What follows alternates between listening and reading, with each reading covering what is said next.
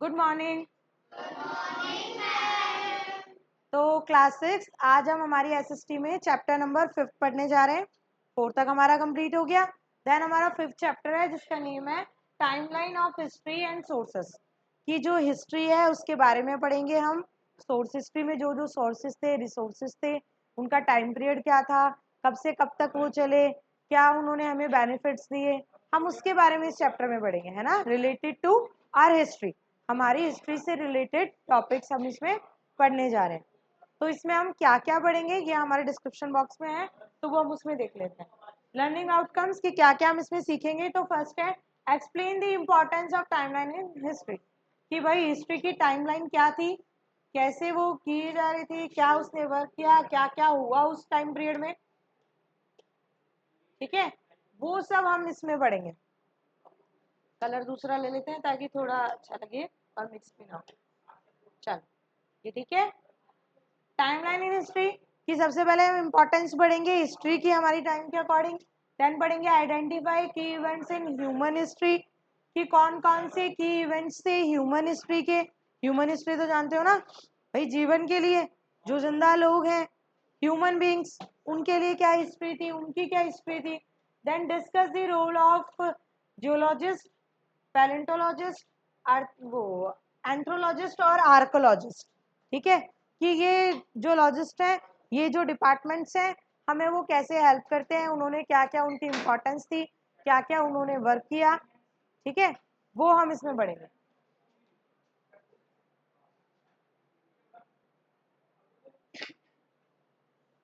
ठीक है, तो हमने देख लिया कि identify the key events of human histories.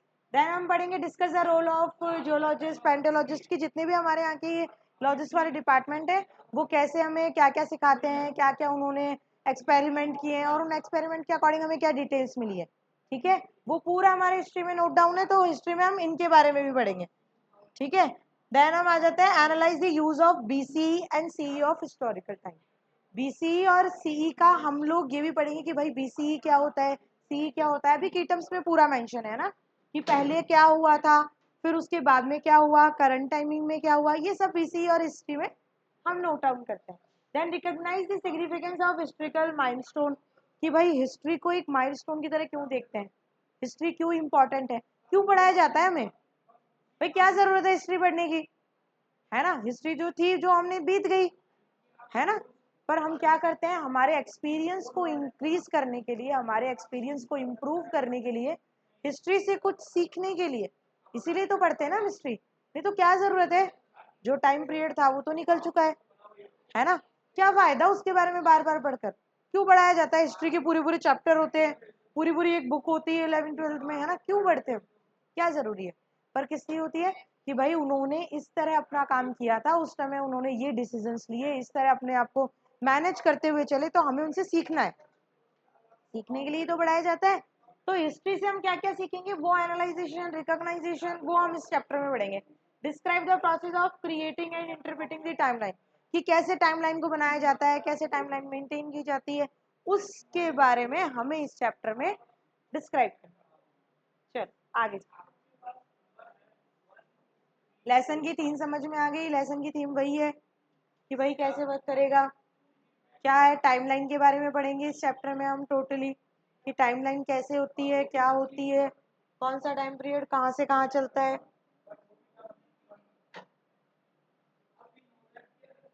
चलो, तो आ जाते हैं हम कुछ की टर्म्स पर। थीम्स तो हमको पता है ही कि थीम्स कौन कौन सी थी, अब हम पढ़ेंगे की टर्म्स।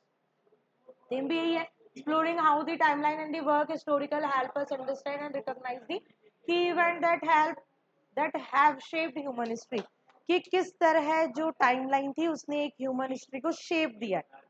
ठीक है, किस तरह शेप दिया है, कि क्या शेप ह्यूमंस को प्रोवाइड करा है, कैसे उनकी लाइफस्टाइल में चेंजेस किए हैं, वो हम टाइमलाइन के बारे में इस चैप्टर में पढ़ेंगे। ये इस चैप्टर की थीम है ऑन। फिर आ जाते हैं हम की टाइम पे, सॉरी की टर्म्स पे। पहला है हमारा टाइमलाइन। फर्स्ट क्या है हमारा, टाइमलाइन। टाइमलाइन क्या होता है, अ chart showing events in order, sequence wise, time according, events को डिस्क्राइब करना, है ना। ये क्या करता है टाइमलाइन। भाई हम 15 अगस्त को ही क्यों बनाते हैं इंडिपेंडेंस डे, क्योंकि हमारे टाइमलाइन ने उसे क्या कर दिया, अरेंज करके दिए, है ना, क्योंकि इस दिन हुआ था।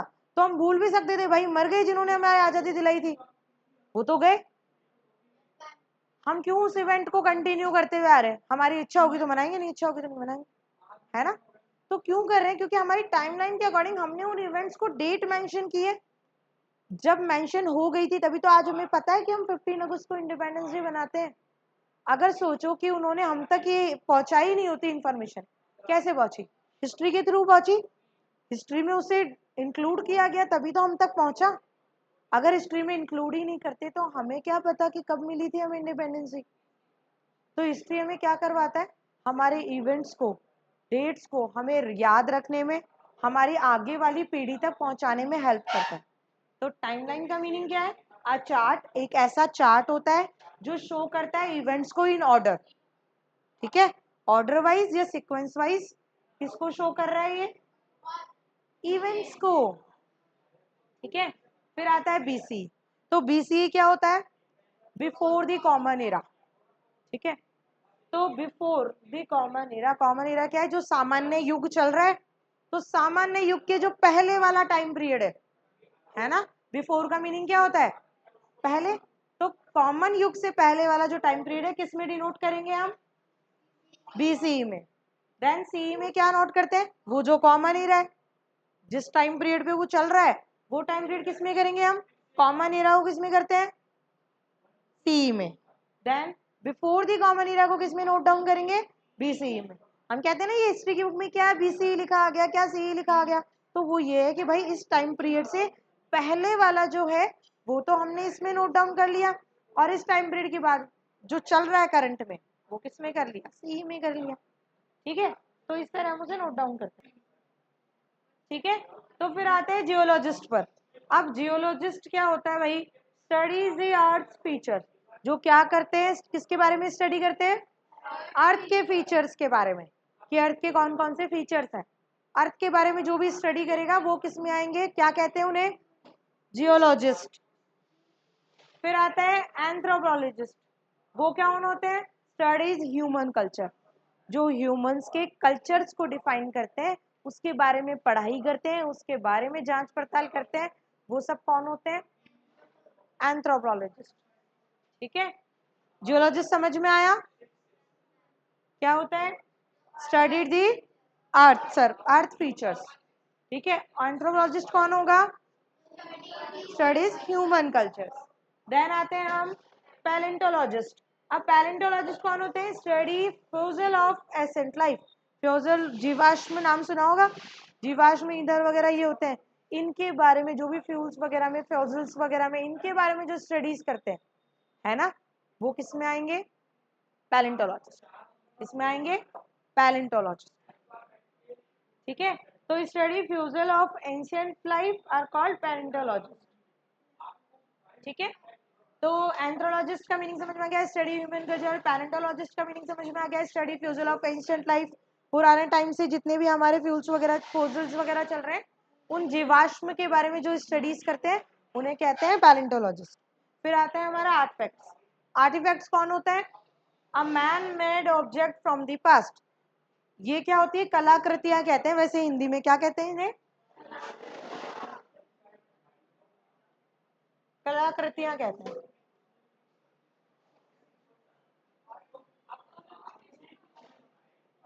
ये क्या होती है? कलाकृतियां होती है जो किसके द्वारा बनाई गई है? ह्यूमन मेड है। भाई कलाकृतियां कौन बनाएगा? मैन मेड है। तो जो पुराने टाइम में जो ह्यूमंस ने जो भी चित्र वगैरह पहले पत्थरों पे बनते थे, तो वो जो चित्र वगैरह जो बनाए गए हैं, जो पेंटिंग्स ड्रॉ की गई है, वो मेन मैज ऑब्जेक्ट, चाहे वो कुछ भी हो, ब्रिजेस, पुल्स वगैरह, कोई मॉन्यूमेंट हो गया, ठीक है, मैन मेड ही तो है। तो जितने भी मैन मेड ऑब्जेक्ट है, पर बनाए कब गए हैं? इन दी पास्ट, पुराने काल में बनाए गए। जो भी मैन मेड ऑब्जेक्ट्स हैं, जितने भी थिंग्स हैं जो इनमें से बनाई, उन्हें क्या कहा जाता है? Artefacts. Artefacts are called man made objects from the past. जो हमारे पास्ट में कलाकृतियां बनाई गई है, कृतियां बनाई गई है, किसके किसके थ्रू बनाई गई है? ह्यूमंस के थ्रू, मैन मेड है। तो जो मैन मेड ऑब्जेक्ट्स हैं जो पास्ट में बनाए गए, उन्हें क्या कहा जाता है? आर्टिफैक्ट्स। क्या कहा जाता है? आर्टिफैक्ट। केव पेंटिंग्स, अब भाई नाम से पता चल रहा है केव पेंटिंग्स क्या होती है, जो केव में बनाई गई है। तो early drawings on cave walls, जो गुफा की दीवारों पर जो दीवार बनाई जाती है, चित्र पेंटिंग्स बनाई जाती है, उन्हें क्या कहेंगे, केव पेंटिंग्स। ये तो इजी है आई थिंक। चलो अब आ जाते हैं डोमेस्टिकेशन। डोमेस्टिकेशन क्या होता है, taming animal plants for human using. Domestication का मीनिंग ये होता है पालतू बनाना। पैट लाइक, पैट क्या होता है, पालतू होते हैं। अब पालतू बनाने का ये मतलब नहीं है कि हमने उसको जानवर बना दिया, है ना। इससे मीनिंग ये एक ऐसा चीज बनाना जो हमारी हर चीज में क्या करे, हाँ जी करे। आपने कहा ये करना है, वो क्या कहेगा, हाँ करना है। आपने कहा अभी ये करके दो, क्या करेगा, हाँ जी करना है, और करके देगा। तो वो क्या कर रहे हो आप, उसे पालतू ही तो बना रहे हो एक तरह से, अपने फेवर में ही तो कर रहे हो उसे, ठीक है। हाँ बोलो गुरु, बोलो बोलो। कम यार, कम यार, कम यार गुरु, कम यार, आ जाओ आ जाओ आ जाओ। ओके रिपीट करना है, चलो रिपीट करते हैं। डोमेस्टिकेशन का मीनिंग ये होता है कि क्या बनाना है, पालतू बनाना है। इट मीन्स हमारे फेवर में करना है। बनाएंगे किसको, taming animals plants for human use, इंसान के यूज के लिए जानवरों को और प्लांट्स को क्या करना, डोमेस्टिक करना, ठीक है। डोमेस्टिक करने का मीनिंग ये है कि हमारी जरूरतें उससे क्या हो जाए, पूरी हो जाए। इट मीन्स हमारे काम में आ जाए वो चीज। भाई पेड़ लगा रहे हैं तो पेड़ हमारे काम में आए, ऐसे तो तुम कितने सारे पेड़ उगा दोगे, क्या मतलब। पर अगर तुमने अगर आम का पेड़ उगाया तो वो क्या देगा हमें, आम देगा। तो वो हमारे क्या बेनिफिशियल के लिए है। तो डोमेस्टिक प्लांट उगा रहे हो, डोमेस्टिक ट्री उगाया हमने, वो हमारा फायदा है। तो ऐसी चीजें ह्यूमन यूज में आ सके, हम हमारे फायदे के लिए, ह्यूमंस अपने फायदे के लिए टाइमिंग करेगा किसको, एनिमल्स को और प्लांट्स को। ह्यूमन अपने फायदे के लिए एनिमल्स को और प्लांट्स को क्या करेगा, टाइमिंग करेगा। इसे क्या कहते हैं, डोमेस्टिकेशन कहते हैं, पालतू बनाना कहते हैं, बातों को या चीजों को अपने फेवर में करना कहते हैं, ठीक है। समझ में आ गया गुनित, चलो आगे चलो। अब ईरा, अब कह रहे थे कि भाई ईरा क्या होता है ना। जब हमने पढ़ा कि भाई common era, before common era, BC में यूज कर रहे हैं, सी में यूज कर रहे हैं, तो एरा होता क्या है, a significant period in history marked by specific event or development। एक ऐसा टाइम पीरियड, एक ऐसा पर्टिकुलर टाइम पीरियड, इस डेट से इस डेट तक का, है ना। इवेंट कैसे मेजर होते हैं, इस डेट से इस डेट तक का। तो एक ऐसा कॉमन टाइम पीरियड जो हमारी हिस्ट्री में मार्क कर रहा है किसे, स्पेसिफिक इवेंट्स को। किसे मार्क कर रहा है, स्पेसिफिक इवेंट्स को, स्पेसिफिक इवेंट्स को कर रहा है। इरा किसे कहेंगे, is significant period in history marked by specific events और डेवलपमेंट। इट मींस एरा एक ऐसा टाइम पीरियड होता है, एक स्पेसिफिक टाइम पीरियड होता है जिसमें होने वाले इवेंट्स को मार्क आउट करता है, जिसमें जिस टाइम पर्टिकुलर टाइम पीरियड में होने वाले इवेंट्स को डिनोट करता है, उन्हें बताता है कि इतने से इतने में ये टाइम हुआ था। तो ये जो टाइम पीरियड है वो तो एरा कहलाएगा ना भाई, जो इवेंट्स बता रहा है। तो significant time period history mark, जो हिस्ट्री को मार्क करता है, एक ऐसा स्पेसिफिक टाइम पीरियड होता है जो किसी पर्टिकुलर डेवलपमेंट को, हम बताते हैं ना कि ये मॉन्यूमेंट बना था इस ईयर में, तो वो ईयर बताने का मीनिंग क्या है, टाइम पीरियड ही तो बताया कि इस दिन में बना था। जैसे एग्जाम्पल फॉर 2.5 दिन का झोपड़ा नाम सुना है, तो क्या कहते हैं, वो क्रिएट कितने दिनों में हुआ था, 2.5 दिन में बनाया गया था। तो वो क्या है, उसका टाइम पीरियड ही तो बता रहा है। उसका सन भी उसके साथ मेंशन करेगा कि इतने से इतने में इन डेज में हुआ था। तो ये क्या है, एरा ही तो है जो स्पेसिफिक डेवलपमेंट को और किसको मार्क आउट करता है, इवेंट को, ठीक है। इवेंट और डेवलपमेंट को, चलो तो ठीक है। तो एरा समझ में आ गया, एरा एक पर्टिकुलर टाइम पीरियड है जिसमें होने वाले इवेंट्स और मॉन्यूमेंट्स हो गया, डेवलपमेंट हो गया, उसे डिनोट किया जाता है इन हिस्ट्री। अब आते हैं हम, एक टॉपिक रह गया हमारा सिविलाइजेशन, तो हम सिविलाइजेशन भी पढ़ लेते हैं। तो सिविलाइजेशन क्या होता है, एडवांस्ड ऑर्गेनाइज सोसाइटी, एक ऐसी स्पेसिफिक और पर्टिकुलर सोसाइटी जो कैसी है, बिल्कुल ऑर्गेनाइज्ड है, ठीक है। यानी अभी जैसे हमारी क्लास ऑर्गेनाइज ना हो, एक इधर बैठा है, एक उधर बैठा है, एक उधर बैठा है, एक उधर, तो मजा नहीं आता ना। तो सिविलाइजेशन क्या है? सिविलाइजेशन उन सबको क्या करता है? ऑर्गेनाइज करता है। तो सिविलाइजेशन का मीनिंग यही है, अगर आपको सिविलाइज कर रहे हैं इट मीन्स आपको क्या करके चलना है? ऑर्गेनाइज होके चलना है। पर्टिकुलर ऐसे बैठना है, ऐसे यहाँ बैठना है, इसका ऑर्डर ये है, आपको ऐसे बैठना है, इस मैनर में बैठना है। तो आप क्या हुए? ऑर्गेनाइज हुए ना। तो ये क्या है? सिविलाइजेशन का एग्जाम्पल है, आपको सिविलाइज करके बैठाया जा रहा है। तो सिविलाइजेशन का मीनिंग समझ में आ गया? एक ऑर्गेनाइज और एडवांस सोसाइटी जो कैसी हो? बिल्कुल ऑर्गेनाइज्ड फॉर्मेट में हो, बिल्कुल सही तरीके में हो। एक तरह से इसे संगठित समाज के नाम से जाना जाता है। क्या कहा जाता है इसे? यहाँ लिख देते।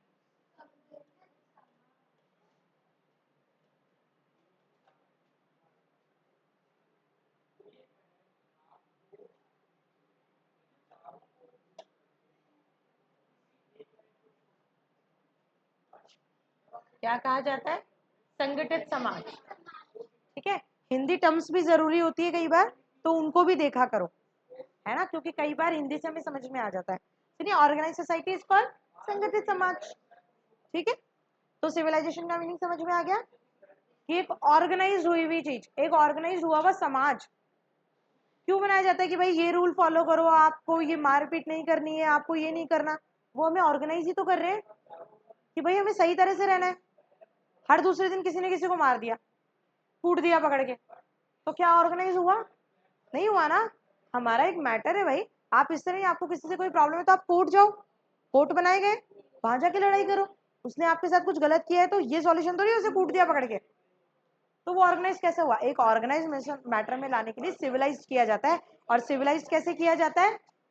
लोगों को ऑर्गेनाइज करके, एक संगठन बनाकर। ठीक है, एरा समझ में आ गया? एक पर्टिकुलर टाइम पीरियड होता है। फिर आता है जैरो वो ग्रेगोरियन कैलेंडर। अब ग्रेगोरियन कैलेंडर क्या होता है?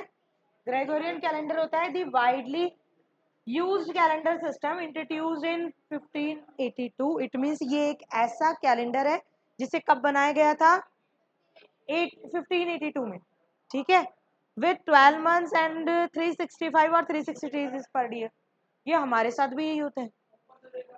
हमारे कैलेंडर के अकॉर्डिंग हमारे पास कितने मंथ होते हैं? 12 मंथ होते हैं। ठीक है, कितने डेज हुए उसमें? 365 और 366 डेज। वो भी फरवरी का वो जब होता है तब 366 हो जाते हैं, और फरवरी जिस मंथ में कम होता है 28 डेज की होती है तब कितने हो जाते हैं? 365 हो जाते हैं। यही फर्क पड़ता है ना लीप ईयर का और नॉन लीप ईयर का। बाकी होता तो हमारा भी इस अकॉर्डिंग ही है। तो ग्रेगोरियन कैलेंडर समझ में आया? ग्रेगोरियन कैलेंडर एक ऐसा कैलेंडर होता है जिसमें क्या होता है, जो कब इंट्रोड्यूस किया गया था? 1582 में इसे बनाया गया था। तब से इसके पास कितने मंथ होते हैं? इस कैलेंडर में 12 मंथ होते हैं, जो आज तक चल रहा है ये 12 मंथ होते हैं। और कितने डेज होते हैं? 365 और 366 डेज इन अ ईयर। ठीक है, समझ में आया? जिस कैलेंडर से आज हमें काम कर रहे हैं वो ग्रेगोरियन कैलेंडर ही तो है ना। ग्रेगोरियन कैलेंडर कब से चल रहा है? 1582 से चल रहा है। तब से यही प्रोसेस है, 12 मंथ्स होते हैं, 365 और 366 डेज होते हैं इन मंथ, इन ईयर्स। ठीक है, इसमें किसी को कोई प्रॉब्लम है तो कौन मुझे बताएगा? कौन आएगा? अच्छा, BC Manas, stand up and come here, stand up and come here. भाई की टीम्स का रिवीजन भी तो साथ में साथ होना चाहिए। आ जाओ। तो व्हाट इज बीसी? आ जाओ, कम हियर। ठीक है, आराम से इधर इधर कुछ बताओ। Common error. इसमें बोल। Common error. हाँ, speak loudly. Common error. Before the BC पूछा है बेटा, something BC. Before common error. Before common era, जो कब का है हमारे कॉमन एरा से? पहले पहले का। का। बिफोर मीन्स पहले का। चल, हाँ सी कौन बताने आ रहे हैं? कम हियर बोले।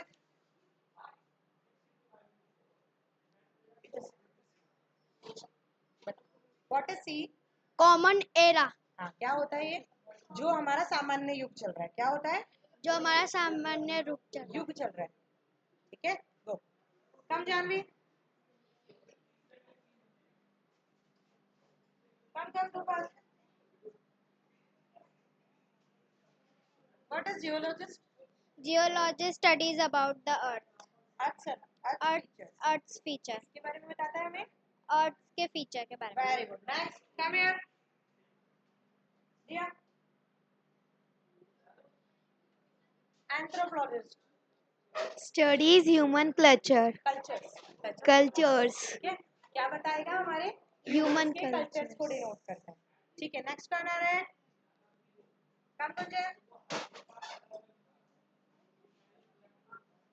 आप बताओ आर्टिफैक्ट्स क्या होता है? आर्टिफैक्ट्स क्या होता है? सीधे से आर्टिफैक्ट्स क्या होता है? Man-made object from the past. क्या होती है? कलाकृतियां होती है जो कब बनाई गई है हमारी. Past में. ठीक है. किसने बनाई है? Man. मैन मेड है. मैन मेड ऑब्जेक्ट्स है. Human. हाँ ह्यूमंस बनाई. दो. ठीक है. तो इस तरह हमारे कुछ स्टूडेंट्स ने पढ़ा जो बताया भी. अच्छा. Very good. Clapping for you. चलो. ठीक है. तो इस तरह हमारे. ठीक है. इरा हो गया. सिग्निफिकेंट वाला कंप्लीट हो गया. ग्रेगोरियन कैलेंडर हो गया. ठीक है. तो इस तरह हमारे इस चैप्टर के जितने भी कीटम्स थे वो हमारे कंप्लीट हो गए. ठीक है. अब हम जो पढ़ने जा रहे हैं वो चैप्टर के आगे वाला पोर्शन है. कुछ टॉपिक्स हैं जो हम चैप्टर की स्टार्टिंग में हमने सिर्फ एक्सप्लेन किया है. कीटम्स क्या होता है. चैप्टर के अंदर हम क्या पढ़ेंगे. ठीक है. देन जो आगे वाले टॉपिक्स हैं वो हम इसके नेक्स्ट पार्ट में कंटिन्यू करेंगे विद एग्जाम्पल. चैप्टर में बहुत सारे एग्जाम्पल्स हैं, मीनिंग्स हैं. ठीक है. उनके अकॉर्डिंग हम इस चैप्टर को एक्सप्लेन करते हुए चलेंगे. ठीक है. तो ये कीटम्स सभी को समझ में आ गए. कीटम्स अच्छे से लर्न करने हैं क्योंकि जब हम कीटम्स अच्छे से लर्न करते हैं तभी हमें चैप्टर में आने वाली टर्म्स समझ में आती है. ठीक है. तो ये रिवीजन ऑफ कीटम्स समझ लो. कुछ भी समझ लो. अच्छे से याद करके आना. नेक्स्ट पार्ट में दोबारा रिपीट करेंगे हम ये सब. ठीक है. इन चैप्टर के मिड में. ये चैप्टर का जब मिड सेशन चल रहा होगा तो टर्म्स तो उसमें भी आएगी क्योंकि ये टर्म्स चैप्टर के बीच में से बनाई गई है. तो जब ये टर्म्स आएगी तो हम हमें डिक्टेट और करते चलेंगे और समझते हुए चलेंगे. ठीक है. तो thank you class and revise the key terms all. Next session में हम इसको कंटिन्यू करते हैं. ठीक है. Thank you.